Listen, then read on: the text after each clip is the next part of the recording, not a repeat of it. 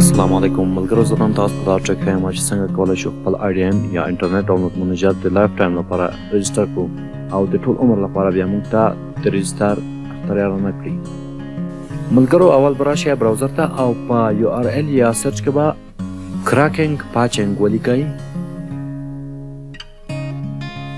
کراکنګ پاچنګ په نوم باندې ویب سایټ ته دا به اوپن کړئ. دا ویب سایټ ته په نوم د کراکنګ پاچنګ په دې ویب سایټ باندې به کلیک وکړئ دوستانو. کله چې دا ویب سایټ تاسو ته راوښولو ملګرو، نو تاسو به د IDM په نوم باندې کلیک وکوئ. دا آخري ورژن ده، همدغه ورژن باندې به کلیک وکوئ که هر ورژن تاسو ته راغلو آخري. دوستانو، دا چې کله تاسو ته راغلو په دې ډاونلوډ باندې به تاسو کلیک نه کوئ، ځکه چې دا یوه طریقه لري د ډاونلوډ. په هغې طریقه باندې به تاسو همیشه ځئ، لکه څرنګه کولی شو چې خپل IDM د دایم لپاره رجسټر کړو. راوشئ ملګرو، ډاونلوډ هیر IDM کراک لاتست، دې باندې به کلیک وکوئ. ملګرو، دلته به تاسو ته زیات آپشن درکړي، یو آپشن باندې هم کلیک مه کوئ. په ډاونلوډ ناو باندې کلیک وکوئ چې 11.8 MB ده، په همدې باندې به همیشه کلیک کوئ. ملګرو، دا به تاسو را ډاونلوډ کړئ، منتظر ورته پاتې کیږو چې تر څو ډاونلوډ شي. ملګرو، زمونږه IDM را ډاونلوډ شولو تقریبا. کله چې دا را ډاونلوډ کو، راوشئ د ډاونلوډ فایل ته کمپریس.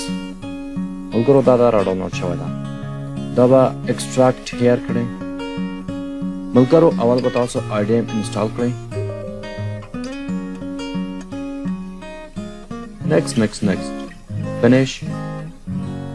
وروسته له دې نه به دوستانو تاسو وګورئ خپل IDM ته چې په کوم شکل باندې راغلو. ملګرو، که تاسو وګورئ دلته د رجسټر علامه ورکړې ده، تر اوسه پورې نه ده رجسټر شوی. وروسته له دې نه چې خپله IDM انسټال کړو، وروسته له هغې نه به یو فایل ده په دې کې د ننه په نامه د پاچ باندې به کلیک وکوئ.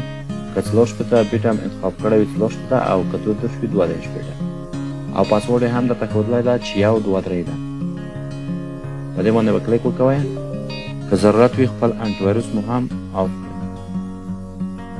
دا به انسټال کړئ.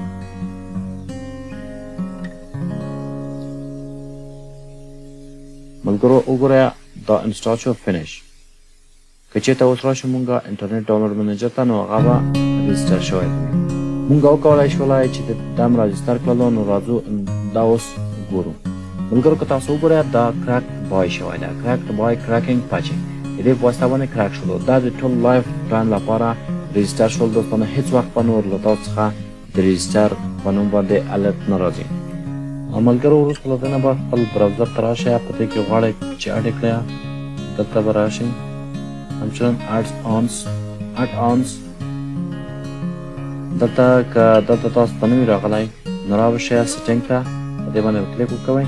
انسټال اډ آن فرام فایل، په دې باندې به کلیک وکوئ چې چېرته موقعیت لري هغه ځایونه به راواخلئ. سی ډرایو، پروګرام فایل 86، انټرنیټ ډاونلوډ منیجر، اوپن، او دغه آخري باندې به کلیک وکوئ او اوپن به کړئ. دا چې کله تاسو اوپن کړئ، تاسو ته به دلته راشي علامه تاسو درکړي، اډ به کړئ او همچنان اوکې. ملګرو، نو دا زمونږه براوزر ته هم اډ شوله. اوس تاسو کولی شئ چې ویډیوګانې ترې راډاونلوډ کړئ. یوټیوب ته به لاړ شئ، هغه علامه به تاسو ته راځي. زه غواړم ملګرو دغه ویډیو راډاونلوډ کړم، دې باندې به کلیک وکوئ او دلته به تاسو ته علامه راشي. په هر سایز باندې چې غواړئ هغه به تاسو وکولی شئ چې راډاونلوډ یې کړئ. زه د مثال په شکل باندې په HD شکل باندې راډاونلوډوم. په HD شکل باندې 10 MB ده، کولی شئ چې راډاونلوډ یې کړئ.